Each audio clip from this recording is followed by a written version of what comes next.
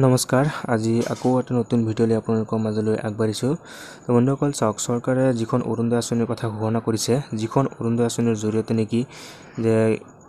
মহিলাসকলক মাহিলী 830 টকাকৈ দিয়াৰ ঘোষণা কৰিছে কিন্তু এই অৰুণোদয় আঁচনিৰ ফৰ্মখন আপোনালোকে ক'ত পাব আৰু আপোনালোকে কেনেকৈ ফিল আপ কৰিব যে ফৰ্মখন অনলাইন ফিল আপ কৰিব লাগিব নে অফলাইন ফিল আপ কৰিব লাগিব গোটেইখিনি কথা আজি এই ভিডিঅ'টোত মই আপোনালোকক বুজাই ক'বলৈ আৰু ফৰ্মটো কেনেকৈ ফিল আপ কৰিব দেখাবলৈ চেষ্টা কৰিম গতিকে আপোনালোকে ভিডিঅ'টো একদম শেষলৈ চাই থাকিব বন্ধুসকল এইখিনিতে আপোনালোক সকলোকে কওঁ যে যদি কোনোবাই মোৰ চেনেলটোত নতুনকৈ ভিজিট কৰিছে তেনেহলে মোৰ চেনেলটো সাবস্ক্ৰাইব কৰি বেল আইকনটো প্ৰেছ কৰি ল'ব কাৰণ এনেকুৱা ধৰণৰ কিছুমান ইনফৰমেটিভ ভিডিঅ' মই মোৰ চেনেলটোত দিবলৈ চেষ্টা কৰোঁ গতিকে আপোনালোকে চেনেলটো সাবস্ক্ৰাইব কৰি বেল আইকনটো প্ৰেছ কৰি ল'ব আৰু ভিডিঅ'টো ভাল লাগিলে এটা লাইক কৰিবলৈ নাপাহৰিব ফৰ্মখন আপোনালোকে কেনেকৈ ফিল আপ কৰিব ভিডিঅ'টো আমি আৰম্ভ কৰোঁ চাওক বন্ধুসকল চাওক আপোনালোকে ফৰ্মখন যেতিয়া ডাউনলোড কৰিব বা যেতিয়া ফিল আপ কৰিব তাতে প্ৰথমতে আপোনালোকে চাব পাৰিব যে এপ্লিকেশ্যন নম্বৰ বুলি লিখা আছে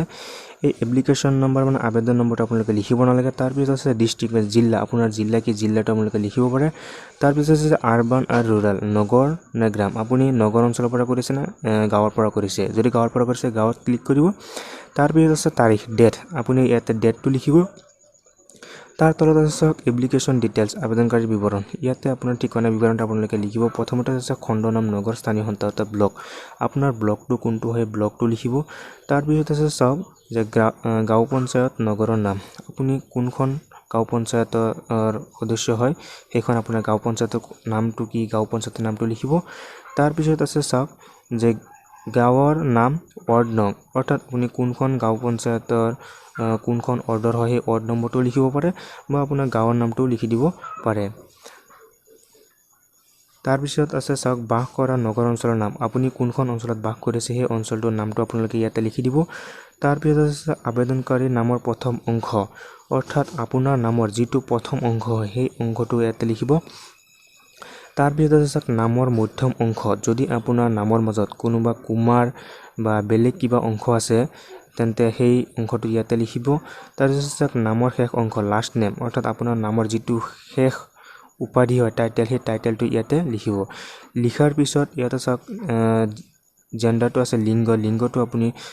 পুৰুষ হয় নে মহিলা হয় ইয়াতে ক্লিক কৰিব যদি পুৰুষ হয় পুৰুষত ক্লিক কৰিব আৰু মহিলা হলে মহিলাত ক্লিক কৰিব লিংগটো সিলেক্ট কৰাৰ পিছত ইয়াতে চাওক আছে যে এছ অন 1/4/2020 অৰ্থাৎ আপোনাৰ 1/4/2020 পৰ্যন্ত বৰ্তমান বয়স কিমান হৈছে সেই বয়সটো উলিয়াই ইয়াতে আপোনালোকে আপোনালোকৰ বয়সটো লিখি দিব লিখি দিয়াৰ পিছত ইয়াতে চাওক লিখা আছে হাউস নং ঘৰ নং আপোনাৰ ঘৰ নম্বৰ কিমান সেইটো আপোনালোকে ইয়াতে লিখি দিব পাৰে তাৰ পিছত আছে যে লোকেলিটি অৰ্থাৎ বসতি স্থান আপুনি ক'ত বসতি কৰি আছে সেই বসতি লোকেলিটি স্থানটো আপোনালোকে ইয়াতে লিখি দিব তাৰ পিছত আছে যে পুলিশ ষ্টেচন অৰ্থাৎ আপোনাৰ থানাটো ক'ত হয় আপোনাৰ যেটো পুলিশ ষ্টেচন আপোনাৰ থানা য'ত হয় হেতু থানা ষ্টেচন পুলিশ ষ্টেচন নামটো ইয়াতে লিখি দিব তাৰ পিছত আছে যে পাৰা বা পথৰ নাম অৰ্থাৎ আপোনাৰ যেটো ৰাস্তা আপোনাৰ যেটো ঘৰৰ ৰাস্তা হয় পথ হয় সেই পথৰ নামটো ইয়াতে লিখি দিব লিখি দিয়াৰ পিছত ইয়াতে আছে যে পিন কোড অৰ্থাৎ আপোনাৰ যেটো পিন পোষ্টেল থাকে প্ৰত্যেকখন হেৰি পিন পোষ্টেল এটা থাকে হে আপোনাৰ পিন কোডটো ইয়াতে লিখি দিব লিখি দিয়াৰ পিছত ইয়াতে আছে দূৰভাষ মোবাইল নম্বৰ এটো ইয়াতে আপোনাৰ যেটো মোবাইল নম্বৰ হয় শুদ্ধ মোবাইল নম্বৰ সেই শুদ্ধ মোবাইল নম্বৰটো ইয়াতে আপোনালোকে লিখি দিবলৈ চেষ্টা কৰিব আৰু সেইটো মোবাইল নম্বৰে দিব যেটো ভ্যালিডেট যেটো ফোন মেছেজ বা সকলো আহে সেই মোবাইল নম্বৰটো ইয়াতে ফিল কৰিব আৰু এইখিনিতে এটা কথা কওঁ যে চাওক যিসকলত ষ্টাৰ মাৰ্ক দিয়া আছে ইয়াতে চাওক ব্লক আৰবান নাম ইয়াতে ষ্টাৰ মাৰ্ক দিয়া আছে যি কেইটা নামত ষ্টাৰ মাৰ্ক দিয়া আছে সেইকেইটা আপোনালোকে ফিল আপ কৰিব লাগিব সেইকেইটা কম্পালসৰি এইটো আছিল 1 নম্বৰ পেজ তাৰ পিছত আহিল 2 নম্বৰ পেজ 2 নম্বৰ পেজত লিখা আছে যে ফ্যামিলি ডিটেইলছ পৰিয়ালৰ বিৱৰণ ইয়াৰ যে প্ৰথমতে সিৰিয়াল নম্বৰ মানে ক্ৰমিক নং তাৰ পিছত আছে নেম আপোনাৰ নাম তাৰ পিছত আছে এজ বয়স লিংগ সম্পৰ্কিত স্থিতি মানে ৰিলেশনশিপ ষ্টেটাস যে প্ৰিয়ৰিটি ষ্টেটাস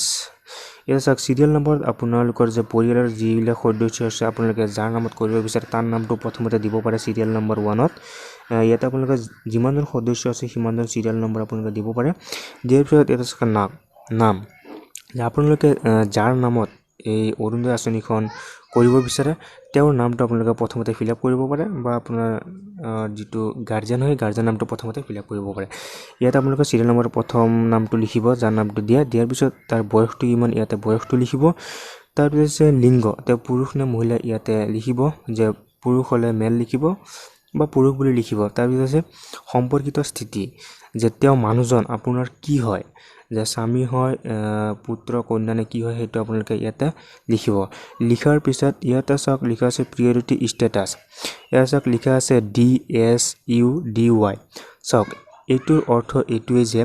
ডি মানে হৈছে বিবাহ বিচ্ছেদ এই মানুহজনৰ নামটো যে লিখিছে এই মানুহজন যে বিবাহৰ পৰা বিচ্ছেদ হৈছে নেকি যে বিয়া দিয়াৰ পিছত তেওঁ গিৰিয়াকে এৰি দিছে নেকি যদি বিচ্ছেদ হৈছে তেনেহলে ডিত ক্লিক কৰিব আৰু যদি স্বামীৰ পৰা পৃথক অৰ্থাৎ তেওঁৰ স্বামীয়ে তেওঁ পৃথক কৰিছে তেনেহলে এছত ক্লিক কৰিব তাৰ পিছত আছে সক W যদি W মানে বিধৱা অৰ্থাৎ যদি মানুহজন যদি বিধৱা যে তেওঁৰ কোনো মানুহ নাই তেওঁ বিধৱা তেনেহলে W ক্লিক কৰিব আৰু আছে DY যদি মানুহটো বিকলাঙ্গ হয় অৰ্থাৎ শাৰীৰিকভাৱে বা তেওঁ দুৰ্বল বা তেওঁ কিবা প্ৰবলেম আছে হাত ভৰি তেনেহলে আপোনালোকে DY ক্লিক কৰিব সো আপোনালোকে এটো বুজি পালে D মানে বিবাহ বিচ্ছেদ S মানে স্বামীৰ পৰা পৃথক আৰু W মানে বিধৱা আৰু DY মানে বিকলাঙ্গ ইয়াতে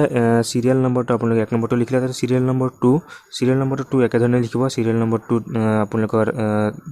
যাৰ নাম আছে আপোনালোকৰ পৰিয়ালৰ সদস্য তাৰ নামটো লিখিব তাৰ পিছত আহিল এজ টো লিখিব লিংগ লিখিব সম্পৰ্কিত স্থিতি লিখিব তাৰ পিছত ইয়াৰ পৰা আকৌ হেতু একে যদি বিবাহৰ পৰা বিচ্ছেদ লিখিব স্বামীৰ পৰা পৃথক হলে লিখিব বিধৱা হলে লিখিব বিকলাঙ্গ হলে লিখিব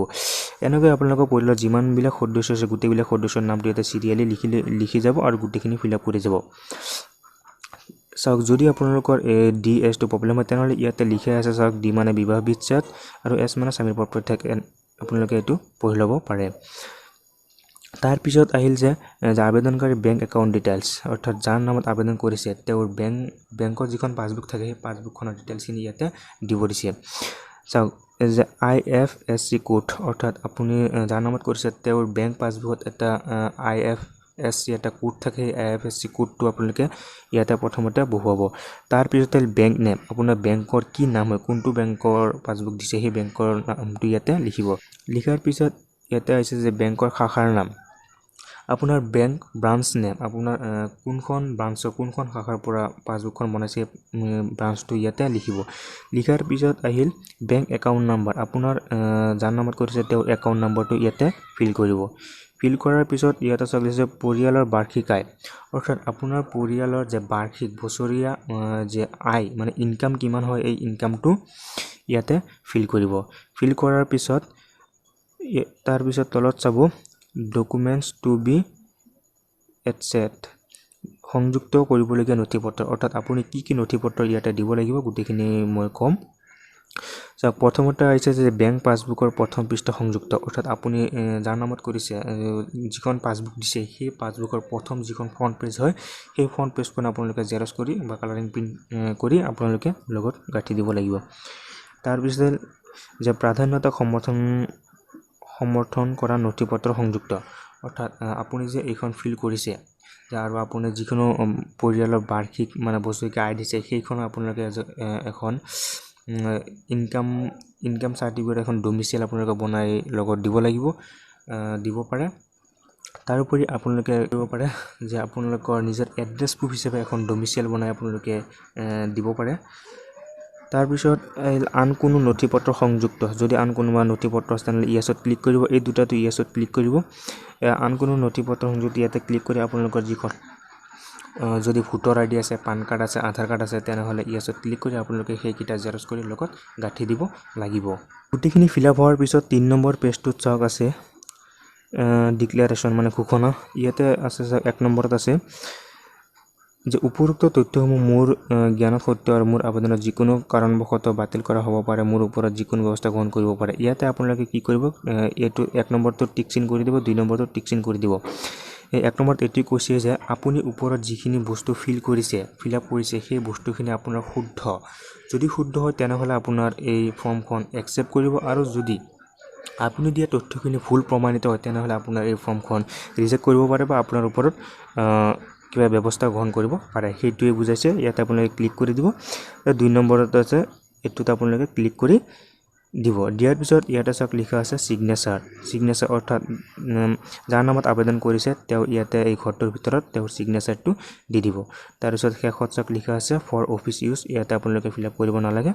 তো এইখিনি আপোনালোকে ফিলআপ কৰিলে যথেষ্ট তো বন্ধুসকল এনেকৈ আপোনালোকে এই অৰুণোদয় আঁচনিৰ ফৰ্মখন ফিলআপ কৰিব পাৰিব আৰু মাহিলী মহিলাসকলে 830 টকাকৈ লাভ কৰিব আৰু এই ফৰ্মখন আপোনালোকে যে আপোনালোকৰ যিখন গাঁও পঞ্চায়ত সেই গাঁও পঞ্চায়তত পাব পাৰে তাৰোপৰি ডেসক্ৰিপশ্যনত মই লিংকটো দিবলৈ চেষ্টা কৰিম আপোনালোকে তাৰ পৰা ডাউনলোড কৰি ল'ব পাৰিব আৰু এই ফৰ্মখন আপোনালোকে অফলাইন ফিলআপ কৰি এই ফৰ্মখন আপোনালোকে আপোনালোকৰ যিখন গাঁও পঞ্চায়ত আছে সেই গাঁও পঞ্চায়তত জমা দিব লাগিব তো বন্ধুসকল আশা কৰোঁ নিশ্চয় বুজি পালে আৰু যদি বন্ধুসকল চেনেলটো নতুন আছে তেনেহ'লে চেনেলটো সাবস্ক্ৰাইব কৰিবলৈ নাপাহৰিব আৰু বেল আইকনটো প্ৰেছ কৰিব আৰু ভিডিঅ'টো লাইক কৰি যদি ভিডিঅ'টো ভাল লাগে আৰু ভিডিঅ'টো শ্বেয়াৰ কৰিবলৈ নাপাহৰিব তো আজিলৈ ইমানেই